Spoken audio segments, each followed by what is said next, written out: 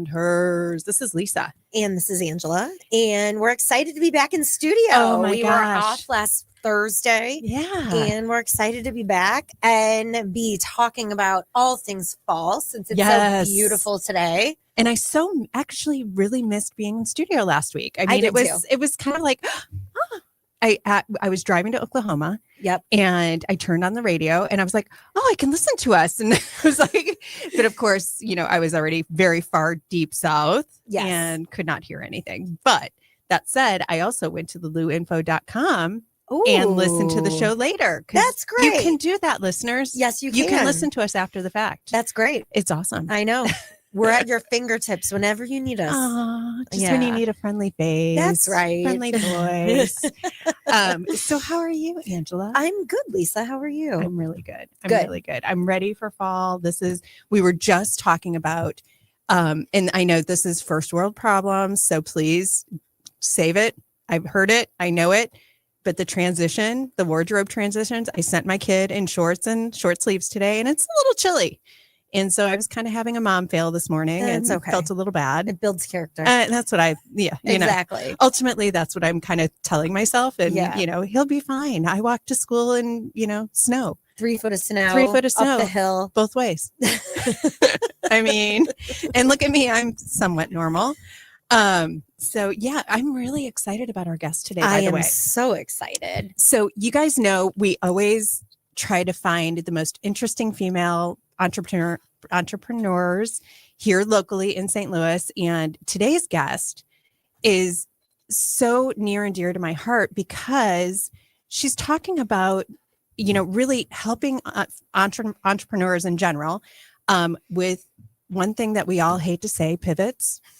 I know we hate that word. We hate that word. Pivot. Transitions, really helping entrepreneurs navigate business owning and ownership. So, she consults, she coaches, she kind of does it all. Yeah. And we personally use her. So, this is also because we love her and she has made an impact on our business already and on the way that we're planning for our future.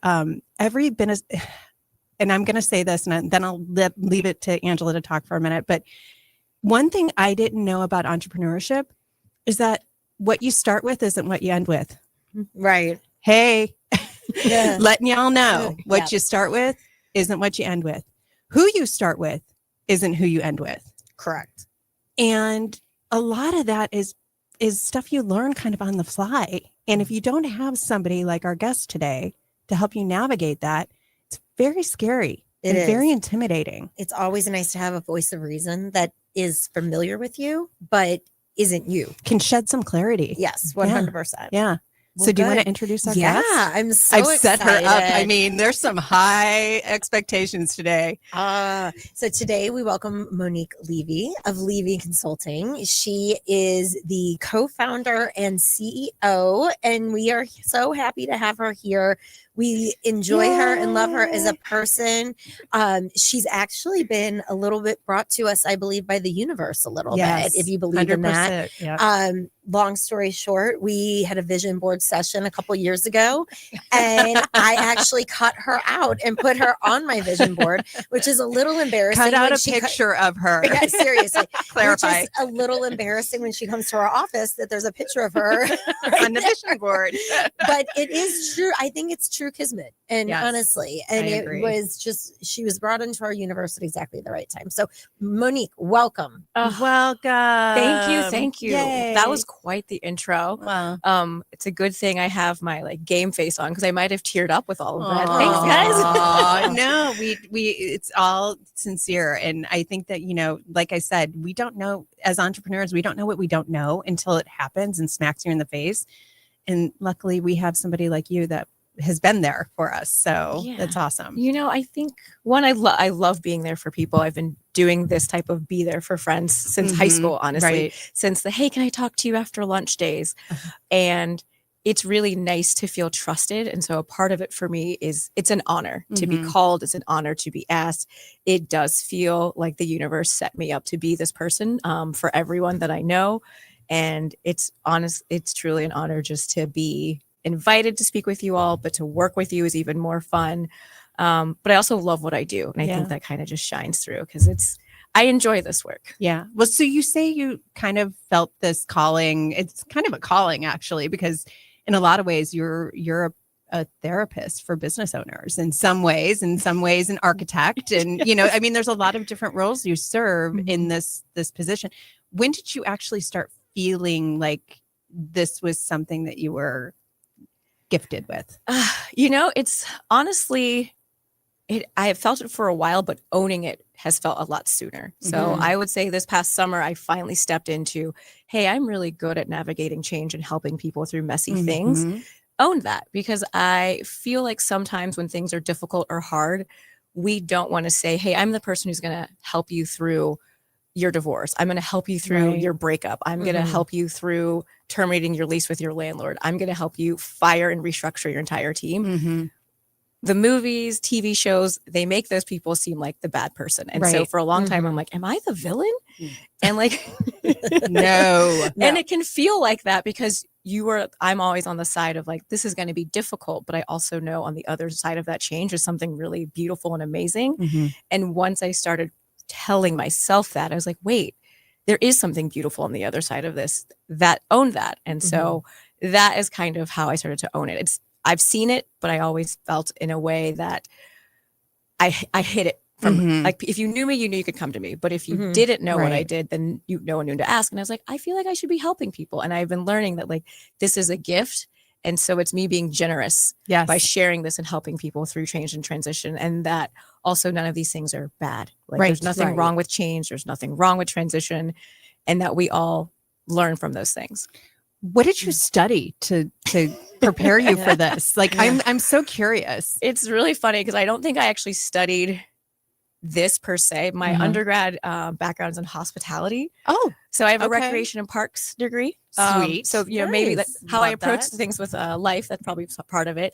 And then I went to law school. So I will say the law practice, and I was a family law attorney for a few years, really helped me understand what change does to people. When I was practicing, I saw amazing, wonderful people at their worst. Right. Because that's a really tough thing to go through. You're talking about your family, your children, your livelihood. That is a lot. And I did that in my early 20s.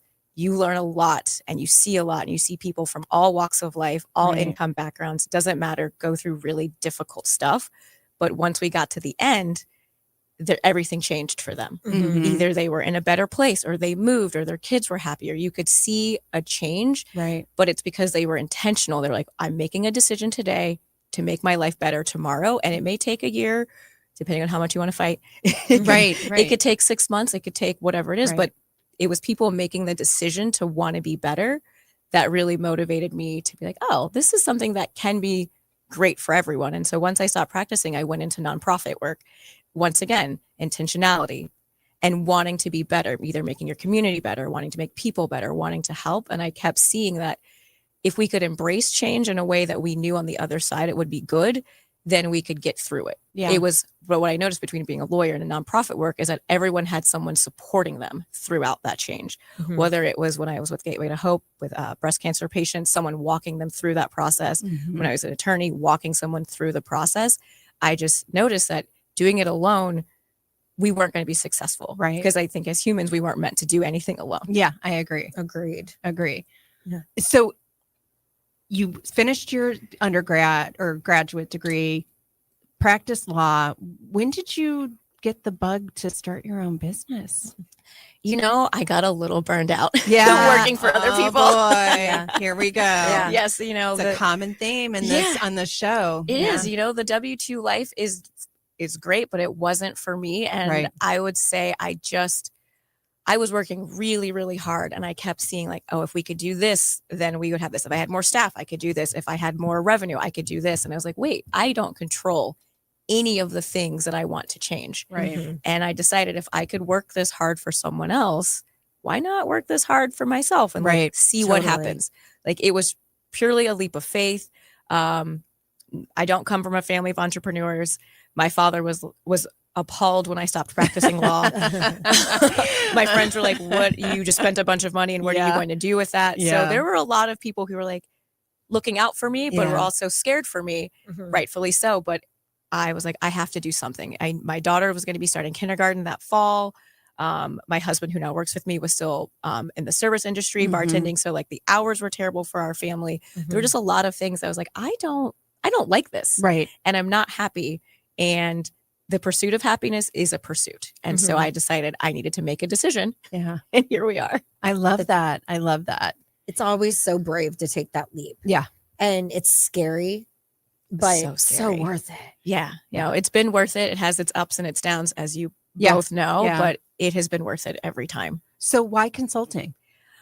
I get bored really easily. Yeah. I'm going to be honest. Yeah. And I would say the idea of working with different people and having different projects just keeps me on my toes. Right. Like I get to do something new and different every day. Yeah. I will say some days it's the same type of problem, even with different clients. And so those days I actually chuckle. I'm like, if I put all of you in the room together, I don't know if you would need me anymore. We could just share stories and we go from there. Right. But it's honestly that I'm really nosy. I should probably lead with that. I love knowing everything. Curiosity is real. Yeah. It's not a bad thing. And it's so fun to like hear everyone's different story and learn how you all got to whatever decision you're making. Right. And I cherish that. So like consulting for me it's fun. It gives me something new to do. It gives me something new every day. So yeah, that's awesome. So how many years then total has it been? We're going close to 4 now. Okay. Oh, wow. That's I know. Awesome. I know, kind of crazy. And back to me being bored. This is the longest job I've ever had. Oh my gosh. Because I liked different things. And so like once you're in a role, you're like, oh yeah, I've done everything. And so coming in every day to kind of do the same thing just got boring. So yeah. Well, and I would imagine with all your clients, every day is different. yes, every day is different. There's always occasionally a time though when like no one needs me, and then it's usually for only like a 48-hour I was period. gonna say, I bet it's not long. It's not long, but when it is, I just sit around and I'm like, well, I guess I'll go for a walk today. Yeah. And I know, because as soon as I say, I'm like, oh, it's slow, I get like 4 or 5 calls back to back. And I'm like, okay. Yeah. Yeah. And there's the universe. Yes, exactly. Taking care of that boredom, girl. Exactly. Keeping you on your toes. That's right. Always That's and forever. Oh my God. So your work focuses a lot on transition and kind of helping people. What are some of the challenges that you individually have had as a business owner? Like, you started out with your husband building this business, which again is a common theme amongst the females that we've had on our show. There are a lot of husband-wife teams, and that's difficult and can be very, very tricky. So kind of walk us through your start, your beginning. Yeah. So just me in the beginning, and I was happy doing the work. My husband was still bartending, looking at different roles. Like he was ready to be done, not because he doesn't love the service industry, but the hours. Right. He said, we have a daughter. He wanted to be there for more than just school drop off. Yeah.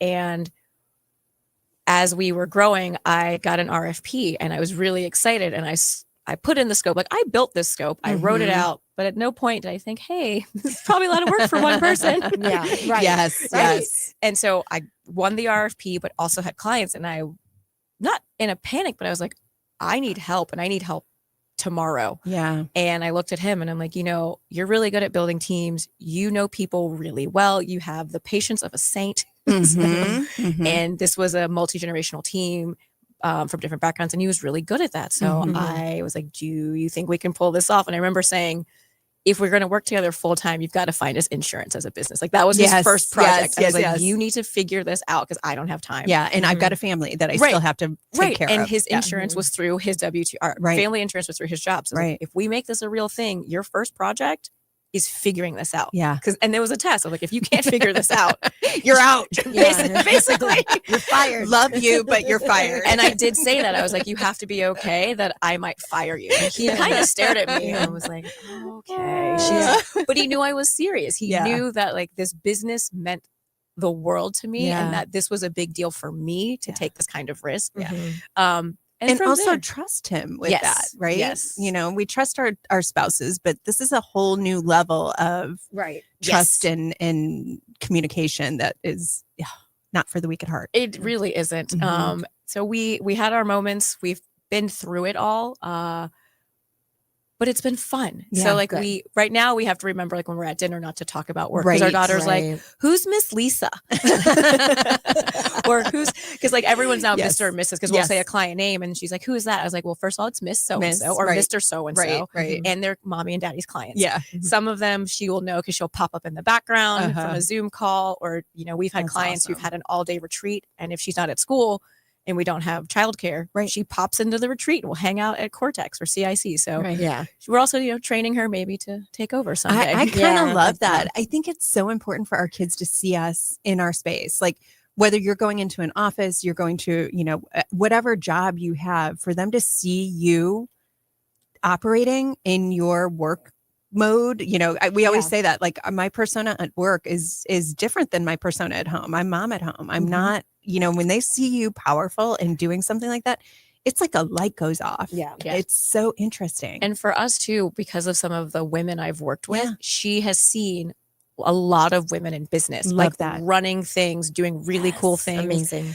We had clients once who they had a street party and they wore, their sisters, and they wore these awesome sequined suits. And Rebecca was like, you can wear sequins to work. I was like, absolutely, sweetheart. You can wear sequins anytime you want. Yes. But it was really fun because growing up for me, I didn't see as many women business owners. And so for my daughter, she just kind of assumes every woman owns a business, which is kind of great for her. I know. I kind of love awesome. that. Well, and she's seeing everybody as a boss.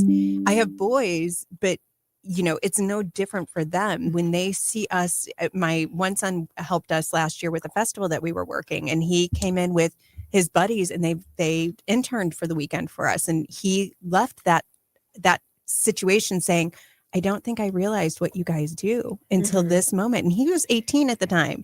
So, and he's like, you guys like have great job. You like you're bosses. Like that's something. So it's important. Good job. It is. Good job, Mom. Thanks. It's fun having a family business. I really appreciate it. It's also why I named it Levy Consulting Co. Like I wanted it to be after our family name. Yeah. And so I love that. And plus it was just like easy. Yeah. And the LLC wasn't taken already. Right. All those things. Yeah. And you know, I'm not great with like coming up with really cool names. So that's not my job. Love it. That's awesome. Oh my gosh. So so it's a lot of balance, right? A lot of balance. A lot of sometimes the scales tip one way or the other. And I just have become okay with it. Yeah. I love work. And so I will own that. And even on my off days or vacation, there's still like a work component to how I do things, mainly because I have learned, as much as I even wanted to like rail against routine and process, it sets you free a little bit. Like I have a packing list, so I don't worry about if something's missing because I have used the list. But funny side story, I didn't use my list last weekend and my bag got left in St. Louis for my brother-in-law's wedding. Stop it. Oh my So stick to your processes and your list. Yes. Oh my gosh. What did you do? Oh man, after the rage subsided, my husband and I project planned. He like did the mapping of where were the stores. He pulled up a list and we were like, what's important, what's not important. And so we put on our work hats. Like we very much as like pretend we're vendors and we're working for a client. So like we just pushed aside being upset and like got right to it because the weekend wasn't about me. It wasn't about my stuff. Right. It was what do we need to do to get through this weekend and have a good time. Yeah. And so the work came in handy because I was able to emotionally handle that. Yeah. Well, it goes into what you do. You help transition, pivot, deal with really chaotic experiences that people are going through. Like you're kind of built for this. Like you were built for that little personal chaos. Yes. That's awesome. So what do you typically see with businesses that you're working with that contact you, that reach out? What is the typical impetus for them to reach out to you? It's usually that chaos that you speak of. And sometimes I know there's chaos. I know there's trouble, but I also know we can get through this, but I don't know where to start. Right. And it's a gut check. Like I'm not crazy, right? Like you're seeing these issues too. My team is kind of great, but also could be better. And so they know there's a self-awareness that everybody has. And I actually say that to anybody when they're like, hey, what kind of clients are great? I'm like, the ones who are self-aware. Yeah. You have to understand how you contributed to that chaos for this process to even work. Yeah. Because if you think it's everyone else's fault, no matter what I do or say, it won't work. Yeah, and then I'll be right. another person who like didn't help you. Right. No, Right. that makes 100% sense. That's a tough position too, It right? is. Yeah. I mean, we see that with marketing sometimes too. It's just the fact that like You don't even can- understand your own brand. Yeah, or you make recommendations and make recommendations, but if the business owner doesn't follow the recommendations, then you are unsuccessful at Right. your marketing, and that's not always true. Right. Yeah.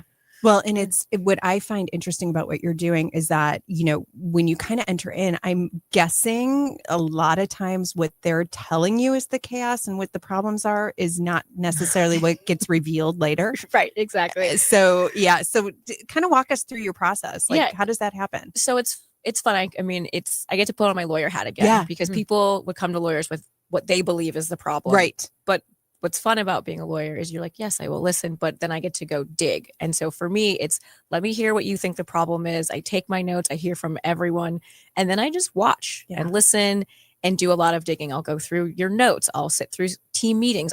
Sometimes people have invited me to a team outing where everyone's casual and relaxed.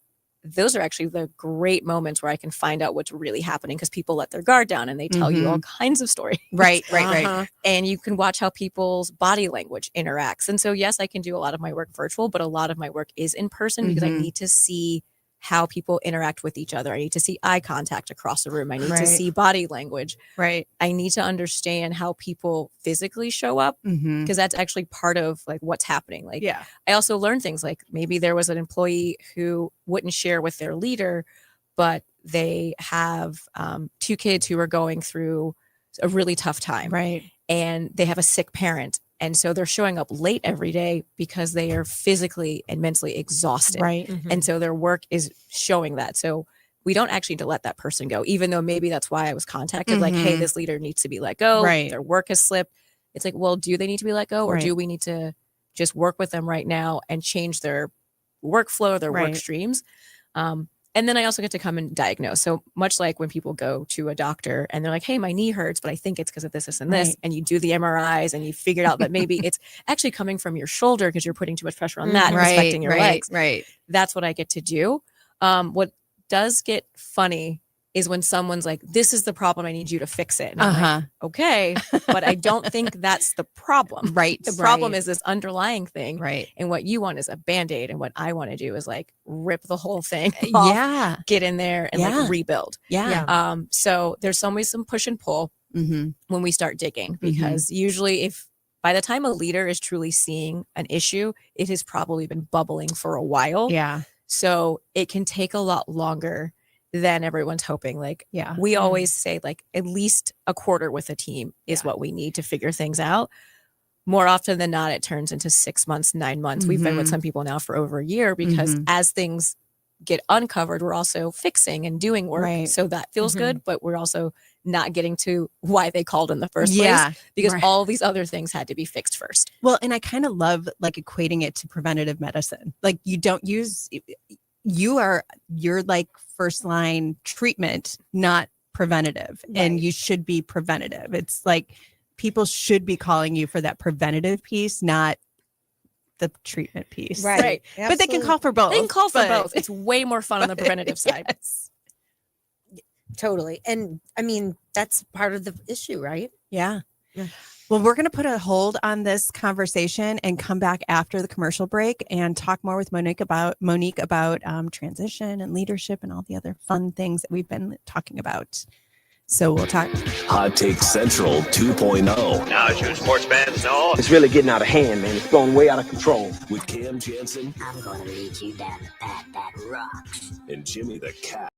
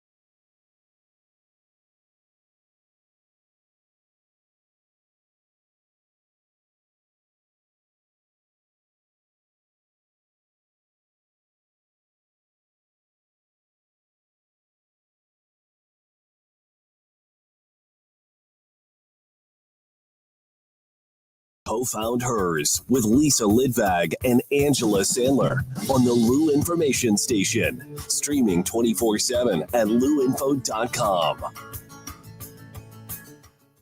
Welcome back, everybody. We are here with Monique Levy, who is filling us all in on working with different entrepreneurs and really helping them get to their next stage. So we are really excited to continue the conversation. Yeah.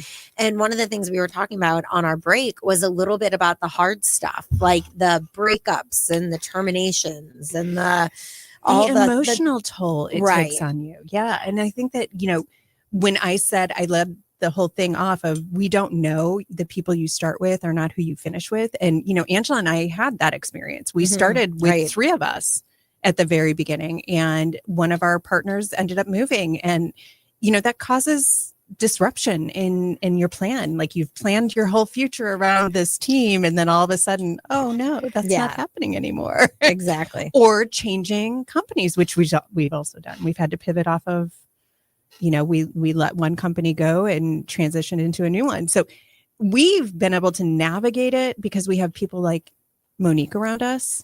But for most people, tell us kind of the stories around that. Like, not to get salacious, but man, I bet you've got some stories. I do. And it is hard, Mm-hmm. mainly because I would say I've been lucky enough that my clients are good people at heart.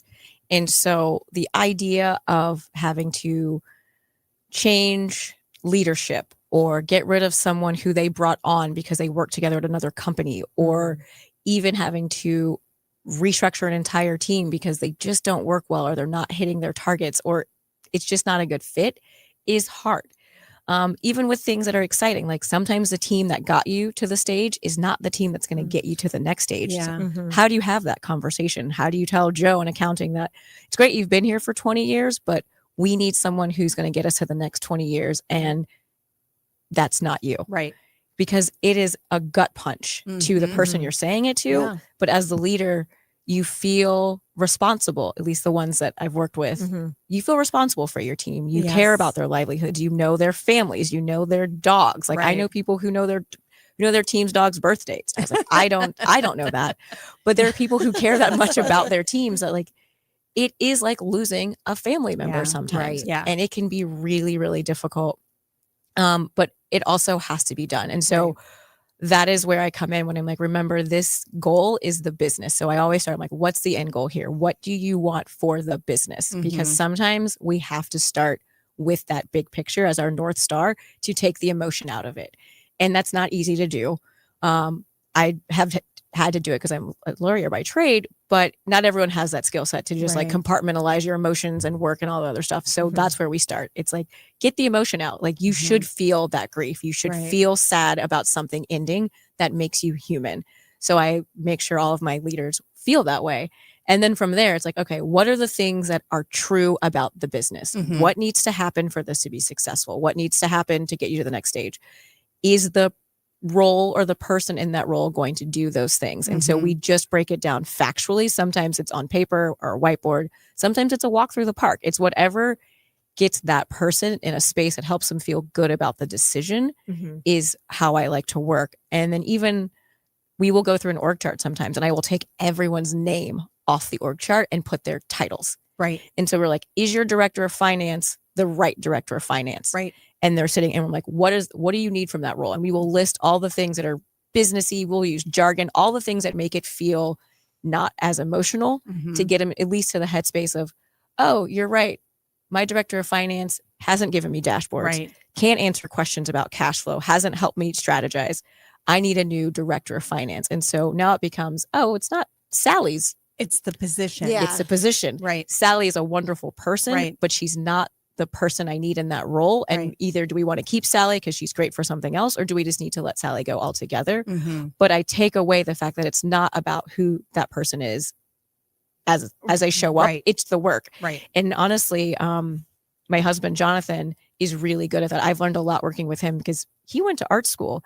And in art school, you learn very early on how to critique without being personal. Right. You learn that it's about the work. Right. And they also have been taught to receive feedback in a way that isn't personal. Mhm. So I learned a lot from him, and he does a really good job coaching our leaders and teams through that too, that like, this is just about your work product. Right. It's not about you. It's not about your family. It's about your work product. And then more often than not, when we get really down to it, the person who's being let go or we need to transition wanted to go as well. Yeah. They just needed the push. And so we joke internally, but like, we are freeing you from your job. Right. Right. Well, But we are. It's so true though. I mean, how many times has something happened that you weren't expecting or that you were like, oh my gosh, I don't want that to happen. And then it happens and you're like, it really was the best thing that Right. happened. Yeah. And sometimes you need a push. It was need a supposed push. to happen. Yeah. Yeah. Mhm. Yeah. And I like to equate it to breakups, and that Yes. sometimes we're all just mad that someone broke up with us Right. first. 100%. Right. 100%. So maybe you break up first. Right. And so I get to have those conversations too. Like sometimes I get to go in and I'm like, hey, are you really happy with this position? right. And some people are like, no, but thanks for asking. Right. And then we can all mutually split up. And so Yes. it's easy on everybody, because chances are you weren't going to fire them in the next 2 months. So let's offer a severance. Right. Let's transition. Let's have them help with the offboarding and project planning. Mhm. So it's not this big blow up, and we get to have an adult conversation about what's next. And then everyone walks away in a better place. So it feels good. it feels good. Yeah. I agree. I love that. And it's really hard, I think, sometimes when you're in the company and you're doing the day to day Yes. to be able to objectively look at that. And I love the fact that you look at it not only from the strategic and the financial and the legal and all that, but that you do it with the right emotion around it. And I think that is really hard to find. I mean, Right. like how many times back in corporate America, like have you sat in on a meeting where someone's fired and they're just like gone? Or You know they, what I mean? or they continue to fail forward. Yeah. How many of those have you seen go Yeah. through? And I'm like, wait, what? Yeah, we just keep Are you kidding Promoting me? them higher. This person's gotten, Yeah. they what? Yeah. Well, Yeah. and it almost seems like everyone needs more of that Yeah. holistic look and Yeah. approach that you have to like take a high level view of it and then break it down into the small bite-sized pieces. And isn't this how you should approach your life in general? Like, shouldn't you be? I mean, let's like really peel this back. Like, take the business piece out of this. Like, how many times Angela and I have this conversation all the time about relationships and friendships and our kids' friendships and stuff like that. That it's like all of these. If you took that same approach of, hey, is this person in the right position? And my husband always calls it the circle. Mhm. He's like, you have certain circles and here's your people that are really close are in this circle, but sometimes you have to move people out of those circles because it's no longer fitting the position. They don't fill that position for you anymore. I think it's such a smart approach. Yeah, and there's so much about our lives that we leave at the door when we Yeah. walk into business that we shouldn't. Yes. And we spend more time at work. I know. It boggles my mind that we're like, no, we don't do any of those types of things at work. Yeah. That's for home. I'm like, no, we No. spend more time with these people. Right. We should be considerate about, I've asked leaders, I'm like, do you even like that person? And they're like, Yes. no. Yeah. I'm like, okay, well then this is never going to work out.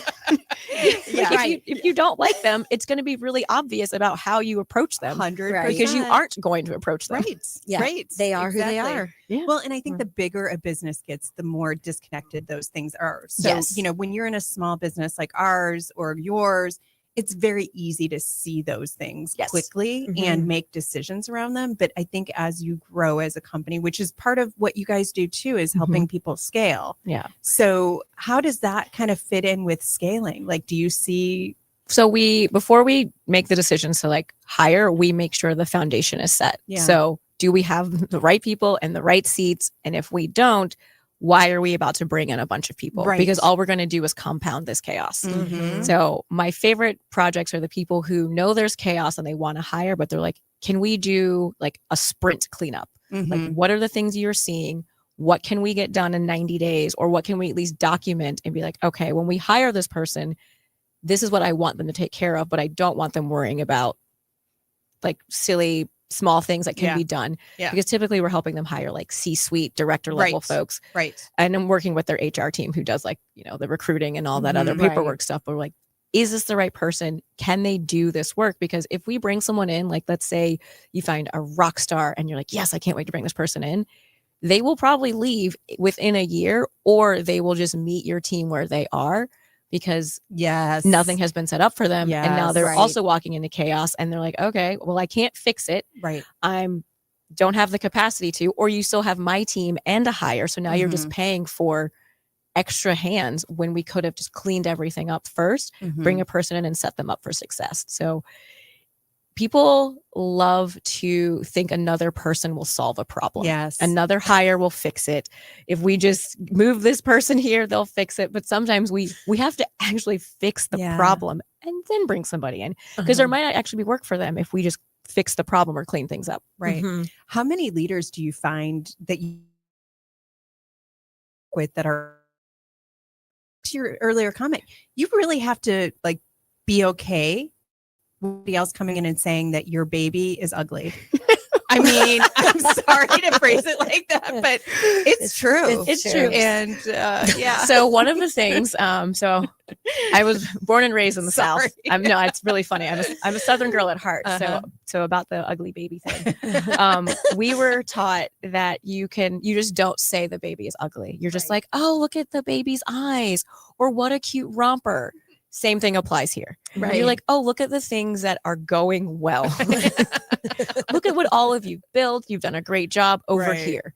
Over here is where we can fix some things. How do we how do we make this side look better? Oh, we improve this side. Right. But yes, you come in and you're like, oh, I can see that this is this. But I also remind people that I have a job for a reason, which means they aren't the only person who's had this problem. Right. And that they aren't alone. So I even, beyond the work that I do, I offer them like, have you joined an organization for entrepreneurs? Have you joined an association for your industry? Like, who are your people in your corner so you don't feel alone? Because leadership is really lonely. Yeah. Especially as entrepreneurs, especially at the top. There's just, who do you talk to? I mean, some people can talk to their spouses. I can talk to my spouse, but even I don't only talk to my spouse. Right. Like, I do have my own circle of other people to talk to about business because it's a lot and you need those other sets of eyes. So when a consultant comes in and is like, hey, this is a mess, it can be hard because some people really take that to heart. And I've had a client take it to heart and it didn't work out for us. It wasn't a good fit. We ended like before the project was over because every recommendation felt like a personal attack. Right. And when that happens, I can't do anything because your handbook is not a reflection of you as a person. Right. But if I say something about it and you take it that way, then any further recommendations is always going to feel that way. So it really does matter if you know that you're ready to improve, you know you contributed to it, but you're also ready to get better. Right. Right. And that's hard. How do you kind of flesh that out quick? Because I'm sure you're a hire quick, fire quick, you know. Yeah, I'm more of a hire slow, fire quick. And that goes with clients too, right? It does, but sometimes I don't catch it. Yeah. Because I'm not there every day. Got it. And so, or I like to give grace, you know, we all make mistakes. So I want to give people the opportunity to prove me wrong. Right. And anyone in my family knows, like, I say this all the time. I'm like, I don't want to be right about this. Yeah. And so I will tell them that. And then like 3 months later, they're like, so you were right about that. But with clients, I don't want to be right. Yeah. I also revenue, like I'm still a business owner. I do want the project to work out, but I also have to call it like I see it, and I have to take my own advice. Yeah. So I give everybody a 1 or 2 chance to like, hey, let's have a conversation, especially if something goes a little off the rails. We talk about it, we fix it. But thankfully, it's only happened once. But man, that one time has really given me all of the notes I ever need to make sure it's a good fit. And then from there, I also just make sure when I bid the project or when I talk to people, I'm asking better questions about like how they feel about their work, their processes, and if they're ready to delegate. And one thing that a mentor actually shared with me that I hadn't picked up on my own, she was also a former attorney, is when you're meeting with a leader, if they refer to their team as they, and something's always someone else's fault. They did this and they did that. And they never once say I or we. If it's always basically them against us, it's not a good fit. Boy, we've had clients like that too. And we've seen it in their own structures. It's hard to watch. It is. It's really hard to watch that. Yeah. And I'm not an actual therapist. So at some point I'm like, hey, I Yeah. can't help you because Yeah. I'm doing business and Right. you probably need therapy. 100%. Business 100%. therapy. Yeah, it's like I can help your team, but I can't help you. Do you Right. find that you're empathic, like an empathic person? Yes.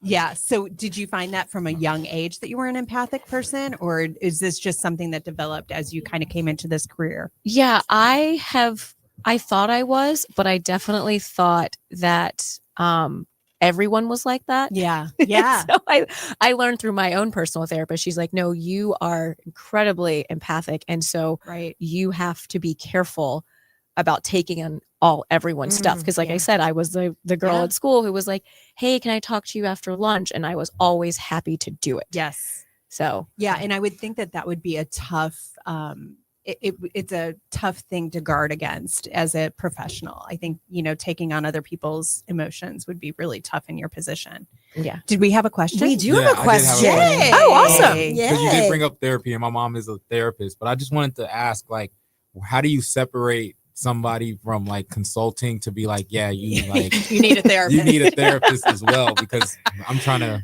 make money in this. Yeah. Understand it. Right. So what I will do is, like I spent earlier when I talked about how do we separate the business and the emotion. Yeah. If we are talking about business and they cannot get over that hurdle, or I can Right. tell that like it's a mental block, like either they're exhausted or they will actually start sharing things about like, oh, my childhood was this, or like I can like the keys, like your mom being a therapist probably has like tells of when someone Yeah. starts talking about, oh, well, my parents told me I had to do it this way. So this is how I run my business. Right. Or my dad did it this way. So I must do it this way. Or I'll hear, well, no one in my family was successful, so I have to be successful. And I'm like, okay. So Here's a number for you. right. I'm like, I can help you with these things. Yeah. And gracefully, I'm like, I start talking about myself. I really try hard to not give advice that I either myself haven't done or my clients haven't. So I'm like, I will start with the association, like Right. join an association or do this because, and then I'll even say, I have a therapist. That was one of my business goals for last year, was to find a therapist, because I knew some of my blocks were how I was raised, how I thought I had to be successful, what title I had, things that I felt were outside of my control. I knew I needed that help. So I can talk to it from that perspective, but sometimes there's just a couple of flags and you're like, okay. And then sometimes you don't get to make the recommendation at all. You just know you can't help them. And so you gracefully do what you can. And then if the project ends, it ends and you hope for the best. But there are times where as a consultant or a leader, you just know that's not something you're going to be able to do. Yeah. Yeah. Yeah, that it makes kind a of lot of goes sense. back to what you were saying in the very beginning about self-awareness Mm-hmm. and being self-aware enough to know that you might need some help. Yeah. And we Yeah. all need someone to talk to. And Yeah. sometimes even just saying your thoughts out loud, you're like, oh, that sounds really crazy now that I've said it out loud. Right. Yes. Yeah. Like because we all beat ourselves Yes. up in our head. Yes. And then I've learned if I say like a negative thought out loud, Mm-hmm. I'm like, I don't actually believe that. Yeah. And so sometimes I can do that with leaders too. I'm like, say that out loud. Well, and That's it goes good. back to, another common theme is imposter syndrome, which is what, a lot of entrepreneurs struggle with. A lot of leadership, C-suite leaders really struggle with imposter syndrome. What's the, what would you say is the most important leadership lesson you've learned over your years of experience with this? To trust yourself. Yeah. That I would say for those of us who are in entrepreneurship, even the ones who who did it and went back, we have what we need inside of us. And that a big part of it is that mental part of like consistency and believing in yourself, believing in yourself and the consistency, the determination to be better, and knowing how you said earlier, what you started with isn't what you're going to end with, and being okay with that. I mean, I had to learn that. I just kind of was like, oh, I can do the same thing forever. No, I can't. And I didn't want to either. Right. And most humans don't. Exactly. I mean, it's the human existence is based on change and building upon whatever you're building upon. No one is, you're coasting at the end, but no one is built human wise to just exist. Well, that just seems like it would shut everything down. Yeah. Right. To be the same person that Right. nails the To same ne- screw or screws the same screw in the same pin Right. day after day. Right. Like there is no growth with that. Right. And so that the consistency to want to be better is something I have learned is really what makes you successful. It's just working at it every day. Yeah. Mhm. So we've got about 5 minutes left, Oh, and wow. I have a couple. I know it goes goes really so quick. fast. So It goes fast. really quick, right? Sorry, actually more like 3 minutes. 3 minutes What? left. Oh my God. That's not enough time. It's never. It really is never enough time. So we have a little bit of a rapid fire that we would love. Let's do it. Angela's way. I love a she rapid loves fire. Okay. So Okay. she's ready for you. Go. Okay. Coffee or tea? Tea. Ooh, Oh yeah, big tea drinker. big tea drinker. Love Absolutely. that. Love that. Best self-care that you do. Oh, music. I'm a concert girly. I have a dance party every morning while getting Yay! ready. I have a playlist in the car. Favorite genre? Oh, that's so hard. Okay. What's your pump up music? Oh, it's a mix of Okay. new metal, Girl. indie rock, Yeah. pop and emo rock, Yes. and I would say like backpack hip hop. You're my Ooh. girl. Like that is my That's my right. playlist. I'm an Mhm. octane girl, so I'm serious. So it's like all that new metal and Yeah, like, that is pump up, get you going. Yeah, me and Yeah. the new metal stuff. Like if you hear me like bopping around to like Korn or Yeah. Deftones or Nine Yeah. Inch Nails, I'm actually in a very good mood. Yeah, 100%. That's awesome. Yeah, it calms me down. Okay. Cool. I love that. I love that. Books or podcast? Books. Favorite book? The Count of Monte Cristo. Oh. It's wonderful. It's love, it's betrayal, it's politics, it's entrepreneurship, it's revenge. It's a great story. That's awesome. Early or late? Late. Mm-hmm. Mm-hmm. What time did you go to bed? I go to bed between 10 and 10:30 because I have to get up to take my daughter to school. But if I don't have to do that, it's like closer to midnight. Yeah, I think really well at night. that's good. The world is quiet, so I get to like focus. Yeah, Yeah. yeah. Last question. Favorite time of year? Fall. My Hey. birthday's in the fall. So Yeah, you're a November birthday. aren't November you? 2nd. Yeah, that's Okay. coming up. That's right. Because are you a Scorpio? or I not? am You very are. much Yeah, so. we're both Scorpios. This is why we vibe. Yeah. That's Mhm. awesome. Well, this has been so amazing. Will you tell our audience how to find you if they want to talk to you? Yes, absolutely. LevyConsultingCo.com is our Mhm. website, or you can find me on LinkedIn, Monique Parasram Levy. There is another Monique Levy on LinkedIn. She's a wonderful woman. We are friends because we have the same name. So Right. if you accidentally message her, she will get you to me. Love that. I love that. We look very different, so it's very obvious which one it is. But yeah, our website, you can find me on LinkedIn. If you want to find me on Instagram, it's Moni Fresh. Or actually maybe Monique Levy. I'm not sure. I have 2 accounts. So if you find one of them, you'll find me. But the website and LinkedIn That's are actually awesome. the best ways to find me. Or if you see me around town, come say hi. Yeah, That's awesome. and you guys, you'll see Monique will be on our Instagram. You can find us at Co-Found Hers. And we'll be back next week with another interesting, exciting guest. But I don't know if we can top this one. This is a pretty good one. Every week gets a little bit better. I know the Yeah. ones before me were really good. You guys Oh. had some awesome guests. Well, you just really, I think you're our therapy session right now. Right, I mean, it's like exactly. every week we have a new one. So thank you again, Monique. We love Thank having you for having me. This was wonderful. All right, St. Louis. We'll talk to you next week. Bye. Bye.